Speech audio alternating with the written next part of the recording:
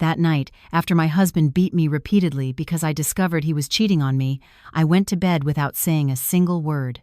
The next morning, when he woke up, he was greeted by the aroma of his favorite dish, a delicious pot roast, and he smiled, satisfied, upon seeing the dining table laden with a feast. He said arrogantly, "Well, you finally understand and admit your mistake." But when he saw who was sitting at that table, his expression changed completely, and he instantly became hysterical. Before we begin this story, write me in the comments which city or country you're listening from. Don't forget to like and subscribe so this channel can keep growing and bring you more and more interesting stories. That night, the rain fell in a torrential downpour, as if the sky itself were weeping for the fate that had befallen Grace's home. The hands of the clock on the wall of the luxurious living room already pointed to 2 a.m., but Grace remained sitting bolt upright on the cream-colored leather sofa. She wasn't watching television or reading a book. She was simply staring intently at the closed front door. In her hand, she held a cell phone with a dark screen, but within it lay enough evidence to shatter her heart 1,000 times over. Photos of Michael, her husband, having a romantic dinner with another woman named Tiffany had just been sent to her by a friend who happened to be at the same restaurant. Grace wasn't crying. She felt as if her tears had already run dry, because this wasn't the first time she had sensed the scent of betrayal on her husband. Yet, something was different tonight. A determination was crystallizing in her chest, a decision already made, final and absolute. She would no longer be the foolish woman who forgives to maintain the appearance of a home that was, in reality, a sham. The faint sound of a car engine cut through the noise of the rain, followed by the glare of headlights sweeping across the curtains. Michael was home. Grace took a deep breath, trying to calm her racing heart, which pounded not from love, but from a mixture of fear and disgust. The door swung open abruptly, revealing Michael's figure with a disheveled shirt, a loosened tie, and a strong smell of alcohol mixed with a cloying woman's perfume. Michael was surprised to see Grace still sitting in the living room, watching him with an expression that was hard to decipher. Instead of feeling guilty, he snorted in annoyance, as if his wife's presence were an inconvenience to his peace after a full day of amusement. He tossed his briefcase aside and staggered toward the stairs without even a word of greeting for Grace. Grace rose slowly. Her voice, when she asked where he had been at this hour, was calm but sharp, cutting through the silence of the night. That simple question was the spark that ignited the fury of Michael, who was under the influence of alcohol and exhaustion. Michael spun around, his eyes red and blazing. He yelled that she had no right to control his life, that to him, Grace was just a wife, whose only function was to stay quiet at home and enjoy the money he provided for expenses. Grace didn't back down. Instead, she took a step forward and held up her phone, the screen lighting up to show a photo of Michael kissing Tiffany's cheek. She asked who this woman was and why he would dare to do this to her, who had always tried to be an obedient and submissive wife. Seeing the evidence, Michael's face turned a deep crimson, not from shame, but from a wounded ego. He felt humiliated at being caught.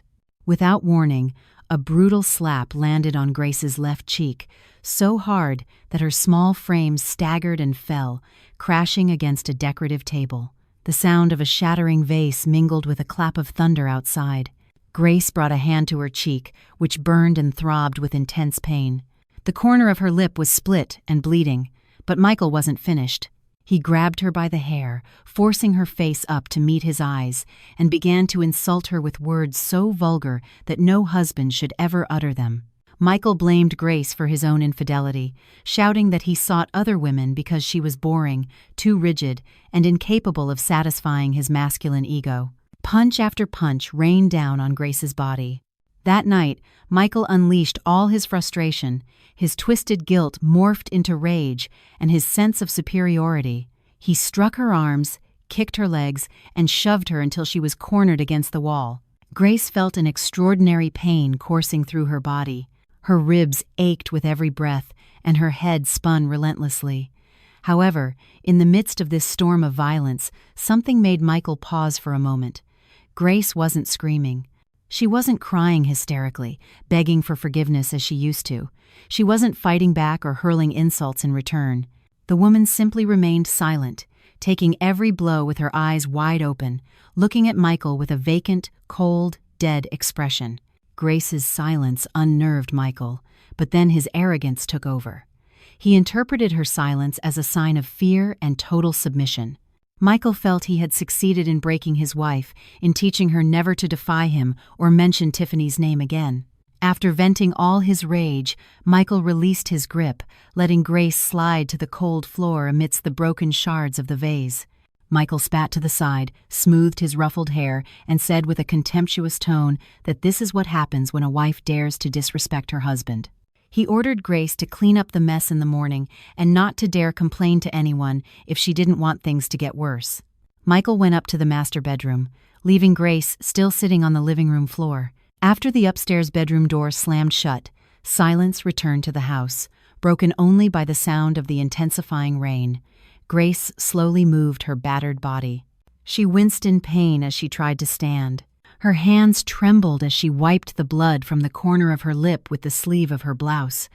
She didn't pick up the pieces of the broken vase. She left them scattered like silent witnesses to the cruelty of that night. With faltering, limping steps, Grace walked to the downstairs guest room, not to sleep, but to lay out her final plan. In the darkness of the guest room, Grace sat on the edge of the bed without turning on a light. Occasional flashes of lightning illuminated her bruised and swollen face. She felt in the pocket of her torn dress and pulled out her phone. The screen was cracked, but it still worked. Her trembling fingers tapped out a short message and attached a video file. That file came from a small surveillance camera disguised as a desk clock, which she herself had installed in the living room just a week earlier. Her intuition had already warned her that a confrontation like this was coming. The camera had recorded everything: Michael's enraged face, every blow, every insult. Grace looked at her phone screen, which showed the message as sent. Then she touched the bruise on her face, feeling the physical pain, but her heart felt strangely light. She felt relief. Grace didn't sleep that night. She just lay there, staring at the ceiling, listening to Michael's footsteps overhead, pacing for a moment before falling silent, a sign that his drunken stupor had pulled him into a deep sleep. Grace pictured the faces of her parents, Carol and Robert. She pictured the face of her brother, Andrew. All this time, Grace had hidden the shame of her marriage because she didn't want to worry them, because she had been raised to be a patient wife who covers her husband's mistakes. But tonight, the limit of her patience had been pulverized along with her trampled dignity. Grace got out of bed as the clock struck 4 a.m. Her body ached, but her mind was extraordinarily clear. She went to the kitchen not to prepare breakfast out of love, but to set the stage for Michael's final performance. She began to chop the meat, mix the spices, and cook with a calm demeanor, as if nothing had happened, though in her mind she was counting down to her husband's destruction. The morning sunlight filtered through the blinds of the master bedroom, dazzling Michael's still heavy eyes. He grunted softly, feeling a throbbing headache from the previous night's drinking. However, behind the haze, his sense of smell picked up a very familiar and appetizing aroma, the scent of beef slow-cooked with rich spices like garlic, thyme, and bay leaves. It was the smell of pot roast, his favorite dish, which Grace only prepared on special occasions. Immediately, the memories of last night replayed in his head. He remembered his rage, the blows he had dealt, and how Grace had remained silent, not defending herself. A faint smile formed on Michael's lips. He felt proud of himself. His narcissistic mind concluded that his performance last night had been a great success in the task of educating his wife. According to Michael's twisted logic, the pot roast cooking this morning was a sign of apology from Grace. He was convinced she had prepared it as a way to make peace, as a sign that she accepted her position as a wife who must obey and never again question the subject of Tiffany. Michael got out of bed, stretched his stiff muscles, and walked to the bathroom, feeling like a winner. He pictured Grace downstairs, perhaps with a bruised face, setting the table fearfully, awaiting his orders. After showering and changing into casual but elegant clothes, Michael left the room. He whistled softly as he descended the marble staircase of his luxurious home. The house felt quiet. There was no clinking of dishes or the sound of footsteps, only the aroma of the pot roast growing stronger and more inviting to his hungry stomach. When his feet touched the ground floor, he saw that the shards of the vase from the night before were gone. The floor was clean and gleaming. Michael nodded to himself in satisfaction, praising how quickly Grace had learned to clean up a mess without being told twice. He walked toward the dining room, which was set further back, separated from the living room by an artistic screen. Michael entered the dining area with a confident stride, adjusting the collar of his polo shirt. His eyes went straight to the large oak dining table, which was already set elegantly. In the center of the table, a large serving bowl filled with steaming hot beef pot roast was the main star, surrounded by creamy mashed potatoes, green bean casserole, and crusty bread. It was all Michael's favorite menu. His stomach rumbled loudly. He smiled broadly, feeling treated like a king who had just won a battle. Without looking closely around him, he moved to pull out his chair at the head of the table, but his movement stopped short. That chair was already occupied by someone. The smile on Michael's face vanished instantly, replaced by a look of confusion that slowly morphed into pure terror. His heart seemed to stop as his eyes truly processed the scene before him. In the head chair, where he used to sit and give orders, sat Robert, Grace's father. The older man, who was usually friendly, now stared at Michael with eyes as sharp and lethal as daggers. His hands were clenched on the table, his knuckles white. The aura of authority and contained fury emanating from Robert made Michael's courage shrink instantly. Michael swallowed, the saliva tasting bitter. His eyes shifted to Robert's side. There sat Carol, his mother-in-law. The woman who usually greeted Michael with warm hugs now looked away, her eyes swollen and red from crying. Lines of deep disappointment were etched on her aged face. Carol wouldn't look at Michael, as if the sight of him were impure and painful. Standing behind Robert's chair was Andrew, Grace's older brother. Andrew's sturdy frame was tense, his jaw clenched, and his gaze conveyed a powerful desire to leap across the table and beat Michael to a pulp right then and there, were it not for ethics and the law. Michael took a step back, his legs feeling weak as jelly.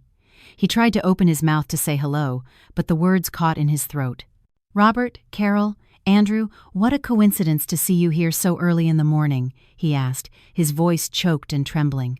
He tried to look for Grace, hoping his wife would appear from the kitchen with drinks and break the tension. "Where's Grace?" he called out in a panic, his eyes frantically searching the room, but Grace was not there. Instead of Grace, Michael's gaze caught other figures standing in the corner of the room, near the kitchen entrance and the exit door. There stood Mr. Hayes, Robert's family attorney, known for being rigorous and unbeatable in court. Mr. Hayes held a tablet and a thick file, his face expressionless. And what made Michael's blood run cold was the presence of two uniformed police officers standing beside Mr. Hayes. Their hands were poised on their belts, watching Michael with the scrutinizing gaze of law enforcement officers observing a criminal. The silence in the dining room was so oppressive that only the ticking of the wall clock could be heard. The aroma of the pot roast, once so appetizing, now churned Michael's stomach. Robert slowly pushed the plate of pot roast in front of him toward Michael, who was still standing like a statue. The sound of the ceramic plate scraping against the wooden table was shrill and jarring. "Eat," Robert commanded. His voice was low, deep, and held a real threat. There was no hint of courtesy. "Robert, what's going on?" "I don't understand," Michael said as cold sweat began to bead on his temples. "I said, eat," Robert bellowed, his voice booming through the room, making Carol flinch and begin to sob softly again. Robert pointed at the pot roast with a trembling index finger, shaking with contained rage. "Grace cooked this for you this morning. She cooked it with a bruised face, a split lip, and a heart shattered by you.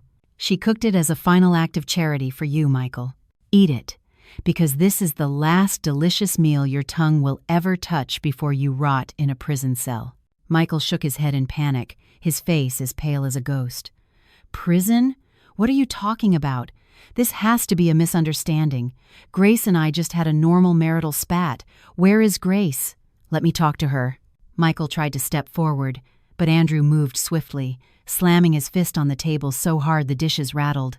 "Don't you dare say my sister's name with that filthy mouth of yours," Andrew snapped, his eyes burning with hatred. "You think we know nothing? You think because my sister stayed quiet all this time you could treat her like an animal? We've seen it all, Michael. Absolutely everything. Mr. Hayes, the attorney, stepped forward calmly. He placed the tablet he was holding on the table in front of Michael. On the screen, the security footage from the previous night was playing. The video clearly showed, in high resolution, Michael slapping Grace to the ground, pulling her by the hair, and beating her mercilessly. The sound of Michael's insults and the thud of the blows echoed from the tablet's speakers, filling the dining room with undeniable evidence of his sin. Carol covered her ears, unable to bear the sound of her daughter's suffering. Meanwhile, Robert watched Michael with a look of judgment. "This is not a marital spat, Mr. Anderson," Mr. Hayes said in a formal, cold tone. "This is aggravated assault and domestic violence, based on the forensic medical exam we already had performed on Mrs. Anderson this morning, as well as this video recording. We have more than enough evidence to take you to trial and ensure you receive the maximum penalty." One of the police officers stepped forward, pulling out a pair of metal handcuffs that glinted in the morning light. The click of the handcuffs opening sounded like a death knell for Michael's comfortable life. Michael's legs finally gave out. He collapsed to the floor, staring in shock at the table laden with food. The pot roast was still steaming, its aroma unchanged, but now that scent was mingled with the smell of his own future's destruction. He realized that Grace's silence the night before was not a sign of submission, but the calm before the storm that had now engulfed him. The drive to the police station felt like an endless nightmare for Michael. He sat squeezed in the back of the patrol car, his hands cuffed tightly behind him, flanked by two burly officers who remained silent the entire way. The wailing siren, clearing a path through the morning traffic, seemed to announce his downfall to the entire city. Michael stared out the window with a lost expression, watching the tall office buildings where he used to have business meetings fly by. Shame began to creep into his mind, imagining how the neighbors in his exclusive gated community had gathered that morning to watch as he was dragged from his house like a common thief. He, Michael Anderson, the young, successful executive, respected by all, was now being treated like a criminal. But behind the shame, his arrogance still burned. He still believed that money and connections could solve everything. He thought this was just a bluff from Grace's distraught family and that everything would soon be settled. Upon arriving at the police precinct, Michael was led directly to a small, cold, musty interrogation room. The room contained only a metal table and two rickety chairs. The flickering, fluorescent light on the ceiling added to the grim atmosphere. They shoved Michael roughly into a chair and uncuffed him, only to cuff one hand to the table. He tried to shout at the officer, demanding his right to a phone call and more respectful treatment. But his shouts only echoed off the cold concrete walls. No one listened. The officers left him alone in there for nearly 2 hours. The silence was deliberately crafted to break his will, to make Michael anxious, furious, and finally, terrified. He started tapping on the table. His leg bounced impatiently, and cold sweat began to soak his expensive, now wrinkled shirt. The metal door finally creaked open, a sound that grated on the ears. Mr. Hayes, the family's attorney, entered calmly, followed by a senior police detective. Mr. Hayes did not sit down. He stood on the other side of the table, looking down at Michael with a contempt that made Michael's blood boil. Michael immediately unleashed his fury, accusing Mr. Hayes and Grace's family of kidnapping and defamation. He stubbornly insisted that what happened the previous night was a private marital issue that should not be interfered with by third parties, let alone the police. Michael even arrogantly offered a sum of money to close the matter right then and there, believing everyone's integrity had a price. Mr. Hayes gave a slight smile, a smile that didn't reach his eyes. He opened his leather briefcase and pulled out a thick red folder. With deliberate movements, he spread photos from Grace's forensic exam across the table, right in front of Michael's face. The photos were horrific. Grace's face bruised in shades of purple and blue, her lip torn and stitched, and the contusions on her arms and back proving the violence had been repeated. Michael looked away, unable to face the result of his own actions, but Mr. Hayes forced him to look. The lawyer explained in an emotionless voice that this forensic exam not only proved the physical violence from the previous night, but had also uncovered a dark secret Michael had carefully guarded all. This time, The detective accompanying Mr. Hayes then placed a lab report on top of the photos. Michael frowned, not understanding what a blood test had to do with an assault case. Mr. Hayes explained that after Grace was brought to safety that morning, the doctor performed a full workup because she had been complaining of frequent dizziness and weakness for the past few months. The lab results surprised everyone. Traces of a low-dose sedative, a benzodiazepine, were found in Grace's blood, the same substance found in the bottle of vitamins Michael gave his wife every night. Michael's face, previously red with anger, turned paper white. His secret was out. For the last 6 months, Michael had indeed been secretly mixing a sedative into Grace's drinks or vitamins, so she would fall asleep quickly and not ask too many questions when he came home late or went out to see Tiffany.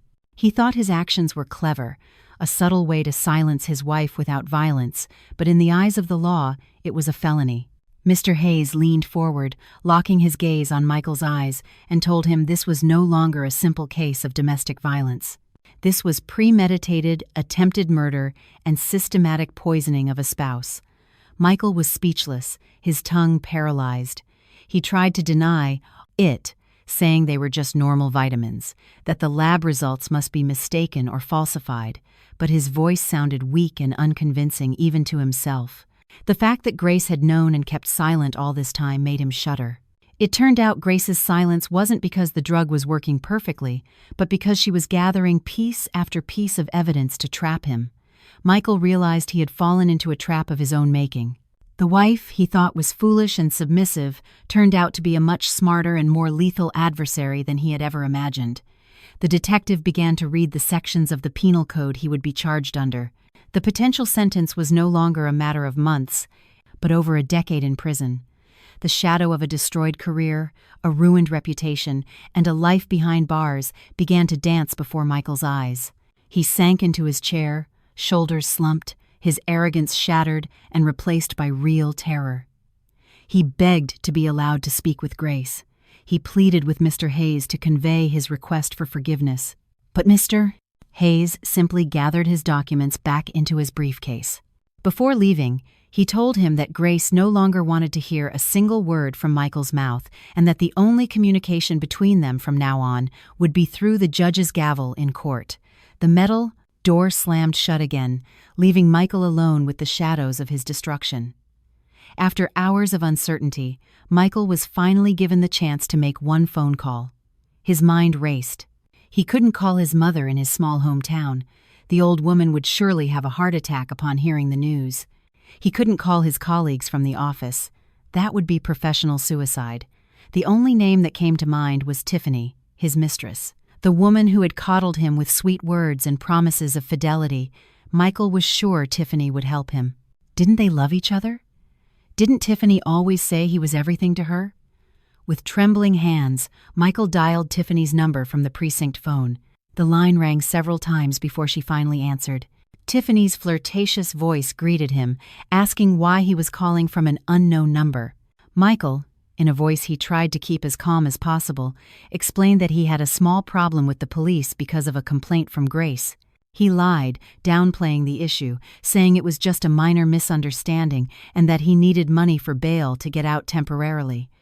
Michael promised to pay her back double as soon as he could access his bank account. Hearing the words double back, Tiffany's tone immediately shifted to enthusiasm. The woman agreed to come with her savings, thinking this was a small investment to completely win over Michael's heart and fortune. 2 hours later, Tiffany arrived, her glamorous style completely out of place, with large, dark sunglasses and a designer handbag, strutting through the police station as if it were a shopping mall. After a tedious administrative process and the payment of a considerable bail, Michael was finally allowed to leave with a status of supervised release. He had to report weekly and could not leave the city limits. As he walked through the precinct doors and breathed the free air, Michael felt enormous relief. He wrapped an arm around Tiffany's waist, thanking her affectionately, and told her that he would soon sort things out with Grace and divorce her so they could live happily together. Tiffany beamed, imagining herself soon becoming Mrs. Anderson and living in that luxurious mansion. However, the relief was short-lived. Mr. Hayes, who had apparently been waiting in the lobby, approached them. Without any preamble, the lawyer handed a large manila envelope to Michael. Michael took it with a scowl. Mr. Hayes explained that it was a notice of asset seizure and a statement of property titles. Michael let out a contemptuous laugh, saying Grace had no right to seize anything because the house and cars were bought with his hard work over the years. But Mr. Hayes calmly dismantled that argument. He reminded Michael to reread the prenuptial agreement he had signed without much thought, too eager to marry Grace, who came from a wealthy family. The document clearly stated that the mansion they lived in was an inherited property from Robert, put in Grace's name before the marriage, and therefore not part of their marital assets. The luxury cars Michael drove daily also turned out to have been purchased with funds from Grace's family business account, legally listed as company vehicles that could be recalled at any time. Michael stood in stunned silence, his eyes wide as he read the legal documents. He was just now realizing that all this time he had merely been a passenger in a life of luxury financed by his wife. Michael's large salary over the years had been spent on his lifestyle, online gambling, and spoiling Tiffany, leaving him with virtually no valuable assets of his own. Mr. Hayes then informed him of something else that made Michael's knees weak. Michael's credit cards and access to his bank accounts had already been frozen by the bank due to a complaint of suspected corporate embezzlement filed by Robert that very morning. It turned out an internal audit of the company had been quietly underway for months. So, at that moment, Michael literally didn't have a penny to his name beyond the cash in his wallet. Mr. Hayes departed, leaving them both in the parking lot with a satisfied smile, allowing the bitter reality to sink into Michael's brain. Tiffany, who had heard the entire conversation, began to pull away from his grasp. Her face started to show doubt. Michael, panicked at the change in Tiffany's attitude, tried to convince her that the lawyer was just bluffing. He stubbornly insisted they go to his mansion to prove he was still in control. They took a cab because Michael's car had already been impounded by the police as evidence. Throughout the ride, Michael kept boasting about his business plans and how he would destroy Grace's family. Tiffany remained silent, busy on her phone, likely starting to calculate the profit and loss of her relationship with the man beside her. Upon arriving at the gate of the exclusive community, their cab was stopped by the security guard. Michael got out furiously, shouting at the guard he had known for years to open the barrier. But the guard looked at him coldly and said he had received direct orders from the homeowner, Mrs. Grace Anderson, to prohibit Michael's entry. The gate lock had been changed to a new digital system. Michael flew into a rage. He shook the high iron bars of the gate like a madman, screaming Grace's name. Neighbors began to emerge from their homes to watch the free spectacle with looks of contempt. The climax of Michael's mental breakdown occurred when the guard pointed to a black pile next to the guardhouse. There, inside a large metal barrel, were the smoldering remains of a bonfire. Michael ran over and saw charred pieces of his expensive designer suits, melted Italian leather shoes, and his collection of wristwatches, all destroyed by the fire. All of Michael's personal belongings, the symbols of his status and pride, had been burned to ashes on Grace's orders. Nothing was left. He had no clothes to change into, no home to return to, and no assets to boast of. Michael turned to look at Tiffany, hoping to find compassion. But Tiffany stared at the pile of ashes in horror, and then looked at Michael with a completely new expression. The look of a woman realizing the man before her was not a gold mine, but a disgusting liability. Tiffany backed away slowly, shaking her head when Michael tried to take her hand. In front of the gate of the house he once flaunted as his palace, Michael stood helpless as the evening sky began to darken, heralding the gloomy future that awaited him. The gray evening sky seemed to mock the fate of Michael, now abandoned in front of the gate to his own mansion. The afternoon wind blew hard, carrying the ashes of his expensive burned clothes. Michael stared blankly at the magnificent house, the place where he once felt like a king, now sealed shut to him. He turned to Tiffany, who stood with a disgusted look on her face, clutching her designer handbag as if afraid it too would be set on fire. Michael attempted a smile, a pathetic effort to hide the panic eating away at his sanity. In a forcedly optimistic voice, he suggested they leave. He told her this was just a temporary setback and they could start a new life in her apartment for a while as he found a good lawyer to reclaim his rights. He assured her that Grace wouldn't win forever. They left the luxury residential complex, walking a considerable distance before finally hailing a cab on the main avenue. During the ride to Tiffany's apartment, the atmosphere inside the cab was terribly cold and uncomfortable. Michael chattered endlessly, rambling about his plans for revenge, how he would destroy Grace's family business and make them all kneel for forgiveness. He was trying to convince both himself and Tiffany that he still had power, but Tiffany remained silent. She stared out the window with a vacant expression, her fingers impatiently tapping her phone screen. There were no more affectionate words, no comforting touches, only a wall of ice growing thicker between them. Michael tried to take Tiffany's hand, but she gently pulled it away, excusing herself by saying it was sticky and sweaty. Michael swallowed his disappointment, thinking Tiffany was perhaps just in shock from witnessing the burning of his belongings. Upon arriving in the lobby of the apartment building, for which the annual rent had been paid in full by Michael with his bonus from the previous year, Tiffany walked quickly ahead to the elevator. Michael followed her like a lost puppy. His clothes were wrinkled and smelled sour from the accumulated sweat at the police station. When the apartment door opened, Tiffany did not invite him in with her usual warmth. She tossed her keys on the table and sat directly on the sofa, crossing her legs arrogantly. Michael entered hesitantly, closed the door softly, and tried to sit next to her. But before he could even touch the couch, Tiffany raised a hand, signaling him to stop. Tiffany's gaze, once full of admiration, had now transformed into a calculating, sharp, and penetrating stare. Tiffany asked in a flat, emotionless voice, just to be sure of one thing. She asked if it was true that all the assets, the house, the cars, and the bank accounts Michael had boasted about all this time belonged to Grace, or were at least frozen in Grace's name. Michael fell silent for a moment, then nodded slowly as he tried to explain that it was just a legal technicality that could be resolved. He said he still had his good salary and his position as a director at the company, so money wouldn't be an issue. However, that answer was apparently not what Tiffany wanted to hear. The woman snorted sharply. A cynical laugh escaped her bright red lips. Tiffany stood up, looking Michael up and down, with an expression of contempt that shattered his pride into a million pieces. Tiffany began to unleash everything she had kept hidden behind her sweet mask all this time. She told him she had been with Michael because he was a successful figure who could take her shopping at luxury boutiques, dine at five-star restaurants, and give her the lifestyle she dreamed of. She wasn't interested in a bankrupt, middle-aged man with a criminal record who had been kicked out of his own house like a stray cat. The words were like sharp blades cutting into Michael's heart. He stood gaping, unable to believe what he was hearing.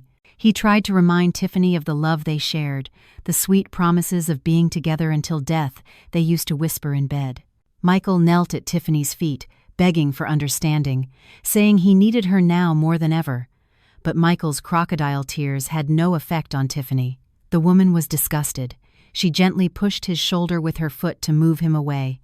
Tiffany screamed that she was not a charity for the homeless.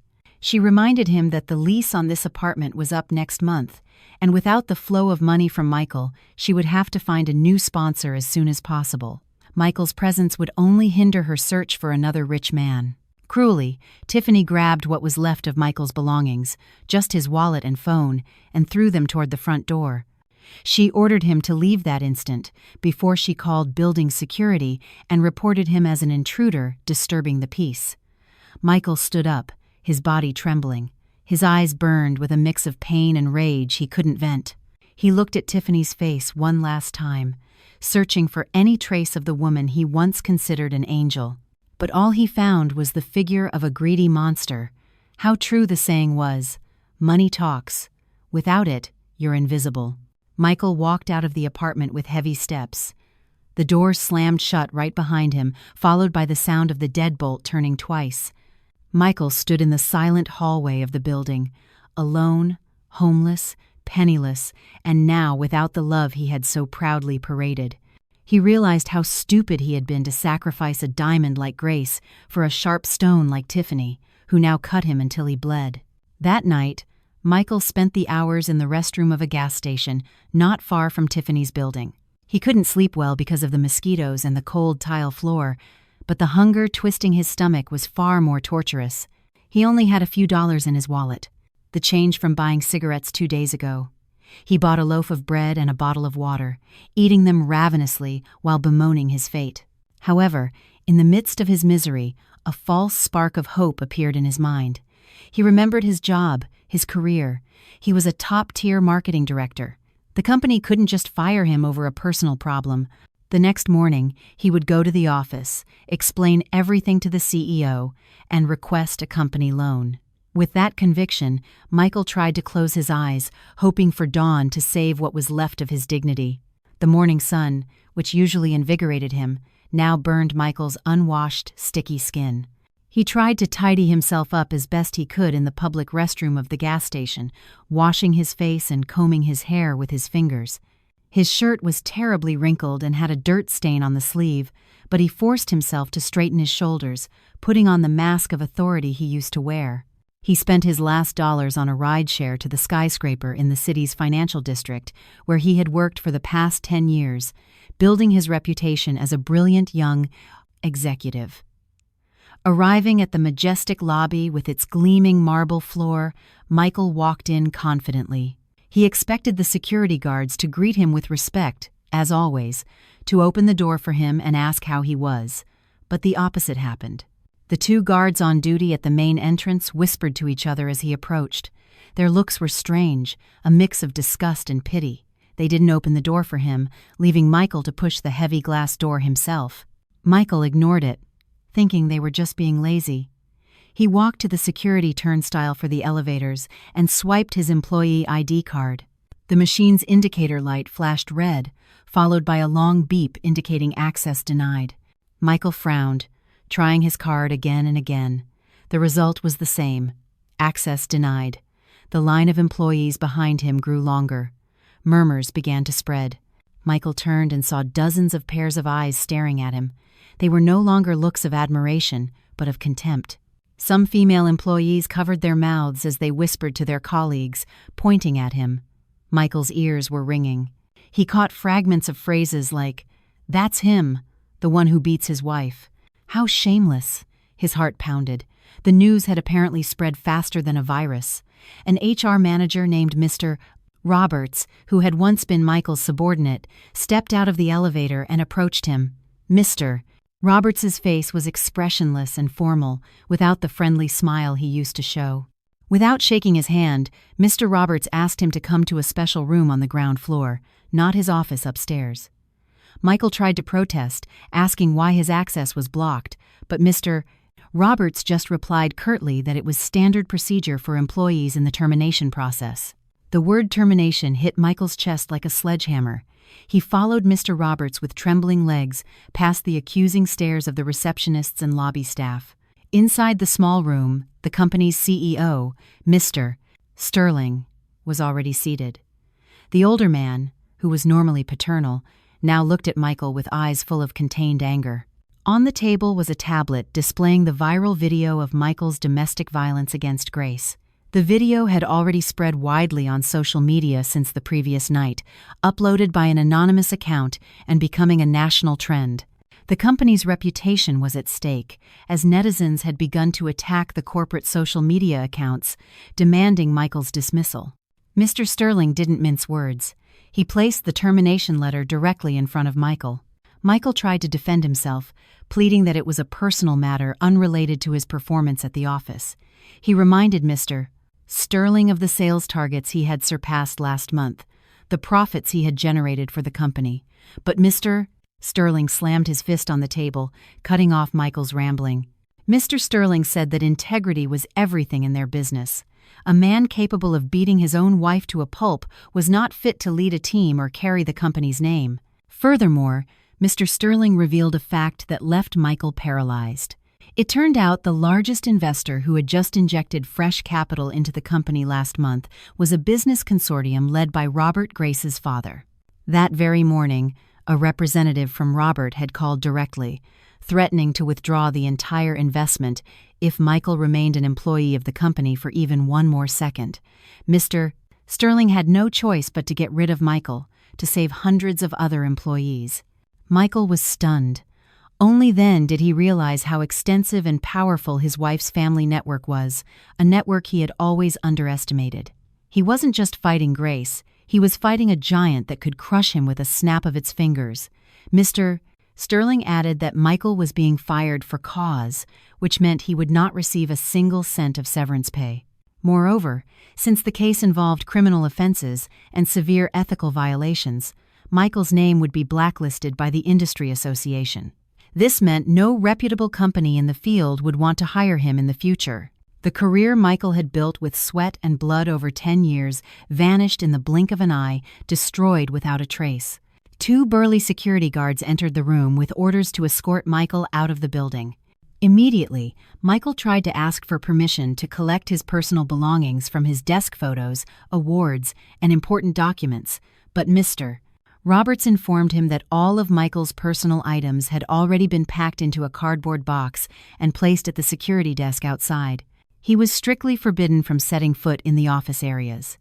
Michael was escorted to the exit like a prisoner, walking through the now even more crowded lobby. He felt like he was walking down a hallway in hell. Everyone stared at him. Some recorded with their phones, others openly criticized him. Michael reached the front of the building. The midday sun seemed to burn his skin. The security guard handed him a cardboard box that once held instant noodles, now containing his belongings. Michael received it with trembling hands.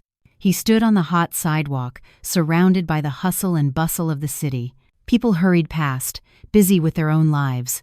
No one cared about a poorly dressed man who had just lost everything. Michael looked up at the tall building one last time, the building that was once a symbol of his success. He now realized he was completely alone in this cruel world, without a home, without a wife, without a lover, without money, and now without a job. Regret began to seep in, but that regret was too late, far too late.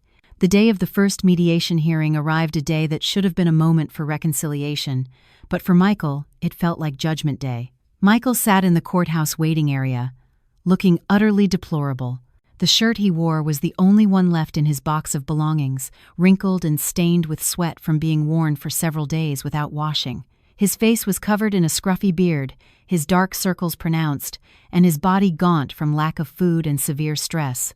For the past few days, Michael had been sleeping wherever he could in mosques, in night watchmen's booths, hiding from debt collectors, and the scornful looks of those who recognized him from the viral video. He felt insignificant, ashamed, and broken. However, in the darkest corner of his heart, a glimmer of absurd hope remained. He thought that if he begged sincerely, if he showed how much he was suffering now, Grace would surely soften. The Grace he knew was a gentle woman who couldn't bear to see even a cat go hungry, let alone her own husband suffer. The door to the mediation room opened. Michael turned his head quickly, his heart pounding. The plaintiff's party entered. Mr. Hayes led the way with a firm stride, followed by 2 legal assistants.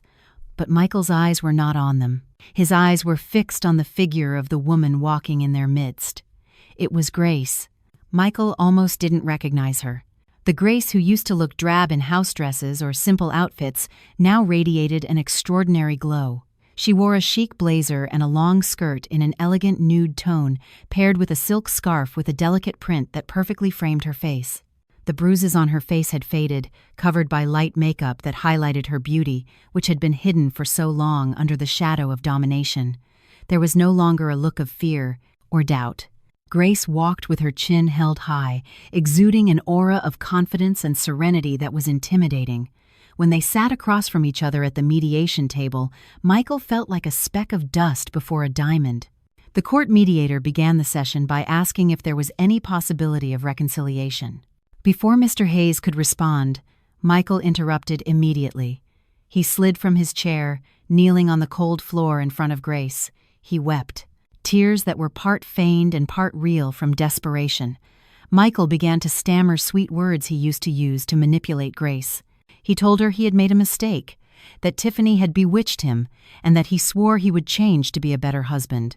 He pleaded for Grace to see his current broken state as proof that karma had caught up with him and that he had suffered enough.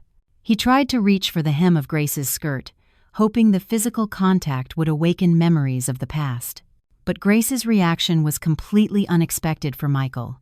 Grace didn't pull her foot away in disgust, but she didn't weep with emotion either. Grace simply looked down at the prostrate Michael with an impassive expression, as if looking at an unimportant stranger. Slowly, Grace spoke. Her voice was calm, low, but every syllable was clear and pierced to the bone. Grace told Michael he needn't bother with the act. She said that the Michael she once loved, the husband she was proud of, had actually died the night the first blow landed on her face. The figure before her now was just an empty shell, a cowardly man who only remembered God and his wife when he lost his possessions and his position. Grace stated firmly that not a shred of love remained in her heart. The only thing left was gratitude that God had opened her eyes before it was too late. Michael fell silent, looking up at his wife's face. He saw no anger there. What was more painful, he saw complete indifference. It was the look of someone who had truly moved on. Grace then signaled to Mr. Hayes. The lawyer pulled out a thick document and placed it in front of Michael. Grace explained coolly that this was the additional evidence they would be taking to the criminal courts for embezzlement. The document contained a trail of transfers from Grace's family business accounts that Michael managed. It turned out that for the past 2 years, Michael had frequently forged receipts and inflated budgets, then transferred the difference to Tiffany's personal account. The amount totaled hundreds of thousands of dollars. Michael's eyes widened. Cold sweat poured down his face. He thought he had covered that trail carefully. Grace smiled slightly, a lethal smile. She told him that all this time, she had kept quiet not because she didn't know, but because she was waiting for the amount to be large enough to ensure Michael would rot in prison for a longer time.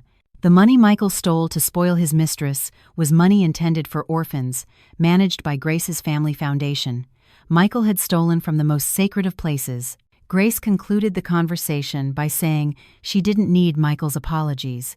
She only needed justice. She stood up, straightened her blazer, and walked out of the room without a single backward glance, leaving Michael still kneeling with his mouth agape, realizing that the legal noose around his neck was now even tighter, strangling him. After the failed mediation and the ever more real threat of prison, Michael felt his world had truly ended. However, his survival instinct still flickered. He remembered one person who would surely never abandon him, no matter how grave his sins. His mother. His own mother. The elderly woman who lived in his hometown had always doted on him, had always defended him, even when he was wrong as a child. Michael was sure that a mother's prayers and testimony could change the situation, or at least lessen his sentence. With the last few coins he found on the street, Michael called his mother from a payphone. He cried inconsolably, twisting the facts. He told her he was being slandered by Grace's wealthy family, that he was being treated unfairly, and he begged her to come to the city to be a character witness at his trial. He needed his mother to tell the judge that Michael was a dutiful son, incapable of violence. His mother, on the other end of the line, sounded shocked and wept hysterically upon learning of her son's fate. The old woman's frail voice made Michael's heart feel a little lighter. He felt he had her support. His mother promised she would come. She said she would sell her only goat to pay for the bus ticket to the city, to defend her only son, her pride and joy. Michael hung up the phone, feeling a bit calmer. He thought that, at least at the trial, he wouldn't be alone. The presence of an elderly, frail mother figure would surely evoke the judge's sympathy and make Grace look bad for causing her own mother-in-law to suffer. This was the last cunning strategy left in Michael's brain. The day of the trial finally arrived. The courtroom was packed. The case had become a media sensation, involving a prominent business family and a sensational scandal. Michael sat in the defendant's box wearing an orange jumpsuit provided by the court. His head was bowed, trying to avoid the flashes of reporters' cameras, but his eyes constantly darted to the entrance, waiting for his mother's arrival. And sure enough, not long after, the door opened. His mother entered with hesitant steps, wearing a modest traditional dress and a simple headscarf. Michael's heart leaped with joy. He smiled broadly at his mother, ready to receive a warm, defensive hug. But something was strange. His mother didn't walk toward the public gallery behind him. Instead, she was guided by a court officer toward the witness stand, and even more surprisingly, she was accompanied by Andrew, Grace's brother. Michael frowned in confusion. Why was his mother with the opposing side? Maybe Andrew was just helping the old woman, he thought optimistically. The judge then asked his mother if she was ready to give her testimony. His mother nodded slowly, tears streaming down her wrinkled cheeks. Michael looked at his mother, full of hope, signaling with his eyes for her to start talking about what a good son he was. The judge asked, "Ma'am, is it true that the defendant, Michael Anderson, is a respectful and responsible son, as he claims in his defense?" A tense silence filled the room. His mother bowed her head deeply, her shoulders shaking with suppressed sobs. Then, slowly, she raised her face to look at Michael. It was not a look of affection, but one filled with hurt, disappointment, and repressed anger. In a hoarse but firm voice, his mother answered, "No, Your Honor. My son Michael is not a respectful son. He is an ungrateful son who has been slowly killing his mother while she is still alive."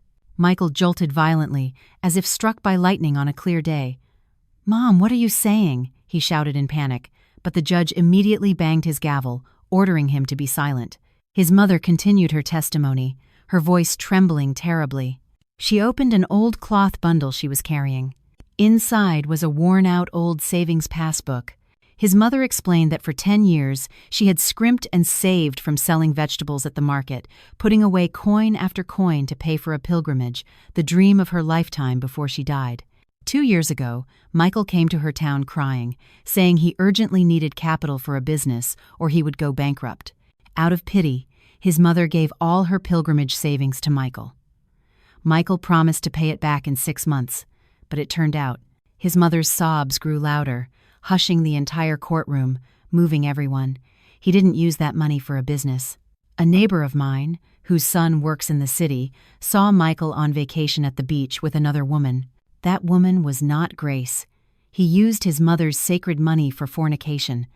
The courtroom erupted in murmurs. The judge banged his gavel repeatedly to restore order. Michael was petrified in his seat, his face ashen. He never expected his mother to know about that. He thought his mother was a simple countrywoman, easy to deceive. His mother fixed her gaze on Michael. The tears still fell, but her look grew harder. "I gave birth to him. I nursed him, but I failed to raise him," his mother continued in a heart-wrenching voice. "I am ashamed, Your Honor. I am ashamed to have a son who beats a wife as good as Grace. I am ashamed to have a son who steals from his own mother. I came here not to defend him. I came to see him punished. Let the prison teach him, because I am no longer able." Those words were the final nail in the coffin. His own mother, the one person he expected to be his protector, now stood as his most devastating accuser. Carol, sitting in the public gallery, was seen embracing Michael's mother, who nearly fainted after giving her testimony. It was an image of solidarity between mothers that moved everyone present, except Michael. Michael felt his chest tighten. The oxygen seemed to have vanished from the room. He was betrayed by his own greed, and now, betrayed by his own blood. He looked at his mother, whose face was turned away by Andrew so she wouldn't have to look at him anymore. That day, Michael didn't just lose his freedom, he lost his status as a son. He was an orphan in the saddest sense, abandoned by his own mother because of his behavior, which had long surpassed the bounds of humanity. The atmosphere inside the courtroom that day felt so dense and suffocating, as if the air refused to circulate amidst the peak tension. This was the final day of the trial, the day Michael's fate would be decided by the judge's gavel. Michael sat in the defendant's box, his body even thinner, his face almost unrecognizable. His eyes were wild and terrified, darting around the room, searching for any small crack to escape this bitter reality, but there was no way out. To his right, the prosecution team sat with mountains of evidence files stacked as high as a fortress. To his left, the public defender assigned to him by the state looked resigned and dispirited, aware that this case was a dead end for his client, who had already lost everything. The biggest surprise of the day came when the prosecutor called the final witness. The courtroom door opened, and in walked Tiffany. She walked with her head down, avoiding everyone's gaze, especially Michael's. Tiffany's appearance was vastly different from usual. There were no luxurious dresses or sparkling jewelry. She wore simple clothes and no makeup, trying to appear innocent before the law. Michael started in his seat, his eyes wide with disbelief. He had thought that perhaps Tiffany still held some affection for him, or at least some solidarity. But that hope was shattered as soon as Tiffany began to speak into the microphone. To save herself from legal repercussions as a recipient of embezzled funds, Tiffany had made a deal with the prosecution to become a cooperating witness. Before the panel of judges, Tiffany placed all the blame on Michael. She testified through crocodile tears that it was Michael who had forced her to accept the money. She confessed that Michael was a manipulative man who had trapped her in a forbidden relationship with false promises of luxury. Tiffany even recounted how Michael frequently belittled Grace in front of her, calling his wife a foolish woman who was easy to deceive. Every word from Tiffany's mouth was like a knife in Michael's back. The man screamed hysterically, calling Tiffany a traitor and a liar, but his outbursts only made him look worse and more unstable in the judge's eyes. Security officers quickly restrained Michael, forcing him back into his seat and silencing him. After hearing all the witnesses and examining the evidence, it was time for the verdict. The presiding judge, a mature man with thick glasses and a stern face, began to read the sentence in a voice that resonated throughout the courtroom. The judge declared that Michael had been found legally and convincingly guilty of committing crimes of aggravated domestic violence resulting in physical injury and psychological trauma, premeditated attempted poisoning, as well as large-scale corporate embezzlement. There were no mitigating factors for Michael's sentence. His uncooperative attitude, lack of sincere remorse, and even his audacity in using his own mother's money became aggravating factors. The judge took a deep breath before imposing the maximum penalty. Michael was sentenced to 15 years in prison, plus a fine of hundreds of thousands of dollars. If the fine was not paid, the prison term would be extended, and any remaining assets would be seized by the state. The gavel struck 3 times with a loud thud that sounded like a funeral bell for Michael's future. The courtroom immediately erupted. Muted applause came from the public benches, filled with Grace's family and women's rights activists who had followed the case. Michael was crushed. His body slumped in the chair as if his bones had been removed. He sobbed loudly, calling his mother's name. But his mother was no longer there. She had returned to her town with a broken heart after her testimony last week, refusing to visit Michael even once. As the court officers began to drag Michael back to the holding cell, his gaze fixed on one spot. In the front row, Grace stood up slowly. The woman did not clap, nor did she smile maliciously. Her face was serene, peaceful, and full of relief. She hugged Robert and Carol, then politely nodded to the prosecutor. Grace looked radiant, so far beyond Michael's reach, as if they were creatures from different dimensions. Michael tried to scream Grace's name, hoping she would turn, even for a second, hoping to see some remnant of feeling in her eyes. But Grace did not turn at all. She turned and walked toward the exit, surrounded by people who loved her, leaving Michael still struggling as he was dragged by the officers into the darkness of the prison corridor. That day, Michael finally understood that the harshest punishment was not physical imprisonment, but the reality that he had been completely erased from the lives of the people who once sincerely loved him. He was now just a bad memory, a stain that had been successfully washed away. 5 years later, the scorching midday sun baked the asphalt of the capital's crowded, dusty streets. On the outskirts of the city, in a densely populated, low-income area, stood a small, greasy spoon diner with walls blackened by vehicle exhaust. In the back of the diner, near a foul-smelling drain, a thin, gaunt man with graying, disheveled hair squatted, washing a pile of dirty dishes. That man was Michael. He had just been released on parole a few months ago due to prison overcrowding, but freedom had not brought him a better life. With an extensive criminal record and a name blacklisted everywhere, no company would hire him, not even as a security guard. His assets were long gone, used to pay fines and restitution, and his family back home had completely cut ties. His mother had passed away a year after he went to prison, taking her disappointment to the grave, having never once visited him. Michael now worked odd jobs, sometimes as a porter at the market, sometimes collecting plastic bottles, and now as a dishwasher at this diner, for a wage that barely covered food and cigarettes. His back ached frequently from the effects of sleeping on cold prison floors, and he had lost several teeth due to malnutrition. His hands, once soft from holding only expensive pens and steering luxury cars, were now rough, cracked, and smelled of cheap soap. The diner's owner, a stout, ill-tempered woman, frequently yelled at him if he worked too slowly or broke a glass. Michael, once proud and arrogant, could now only bow his head obediently. His spirit had been broken and trampled by the harsh wheel of life, which had spun downward. That afternoon, the diner was quiet. Michael rested for a moment, wiping the sweat from his brow with his dirty shirt sleeve. His eyes drifted to the old tube television hanging in the corner. The news was broadcasting a special report on the Inspirational Woman of the Year awards. The TV screen showed an elegant hotel ballroom glittering with crystal chandeliers. The camera then focused on a woman walking onto the stage to receive a trophy. Michael's heart seemed to stop. The plastic cup in his hand fell to the floor. The woman on the television screen was Grace. She looked much younger and more beautiful than she had 5 years ago. Her scarf was elegantly arranged, her smile full of confidence. The narrator explained that Grace was now the owner of a successful catering company and a chain of traditional restaurants with branches in several major cities, as well as the founder of an organization that helped victims of domestic violence recover and become independent. Standing beside Grace was a handsome man who looked at her with pride and love. He was Grace's new husband, a respected specialist doctor known for his generosity. In the audience, Robert and Carol were seen applauding while holding an adorable little boy, Grace's son, from her second marriage. They were all laughing happily, a picture of a perfect, complete, and warm family. Michael stood frozen, staring at the blurry screen. He saw the life that could have been his, if only he hadn't been greedy, if only he hadn't betrayed, if only he had been grateful. Regret struck his chest with brutal force, leaving him breathless. He remembered how Grace had cared for him with devotion, how she had always looked at him with the same love she now gave her new husband.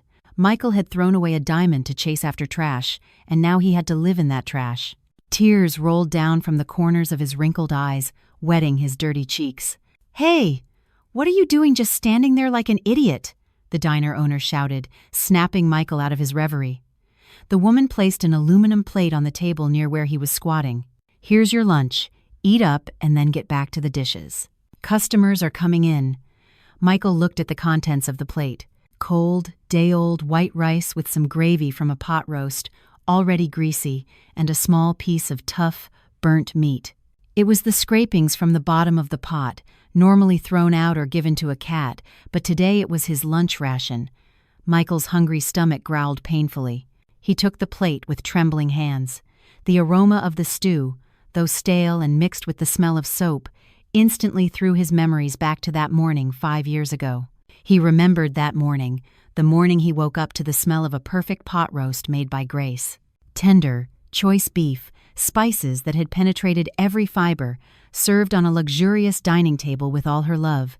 The morning he arrogantly felt like a winner, capable of trampling the wife who had prepared that delicious meal. Back then, he had rejected a meal from paradise for his ego, and now, here, by a stinking drain, he had to eat the bitter-tasting remnants of a stew to survive. Michael brought the rice and cold gravy to his mouth. It was tasteless and sad, but each bite felt like a knife twisting in his heart. He ate while he cried, sobbing uncontrollably. Tears dripped onto the plate, mixing with the gravy. He ate ravenously because he was hungry, but also with indescribable pain. He realized this was his true last meal, not the luxurious breakfast he had left on his dining table years ago, but these leftovers that had become the symbol of his life's utter destruction. On the television screen, Grace waved as she concluded her speech, met with a thunderous round of applause. In the dark corner of the diner, Michael choked on his own sobs, alone, humiliated, and forgotten. Karma had completed its task perfectly. The rain fell softly, wetting the windows of Grace's warm, bright kitchen. A very familiar aroma once again filled the room, the smell of simmering beef broth, mixed with rich spices like garlic, thyme, and bay leaves. Grace was cooking pot roast, but this time the atmosphere was completely different from 5 years ago. There were no bruises on her face, no fear clutching her chest, and no vengeful plans brewing in her mind. She stirred the large pot, humming softly, wearing a cute pastel-colored apron. Today was her second wedding anniversary with her new husband, Dr. Arthur, a pediatrician her family had introduced her to. In another corner of the city, dark and damp, Tiffany was huddled in the corner of her tiny rented room. The door was being pounded on from the outside by the landlady, demanding 3 months of overdue rent. Tiffany covered her ears, trembling with fear. The beauty she once flaunted as capital to attract rich men had now faded, consumed by stress and a poor lifestyle. Her face looked prematurely aged, with fine lines appearing at the corners of her sunken eyes. After the case came to light and Tiffany's name was tarnished everywhere, no respectable man wanted to be near her. She ended up plus as the mistress of unfaithful, coarse, and stingy men until she was finally discarded as she began to age.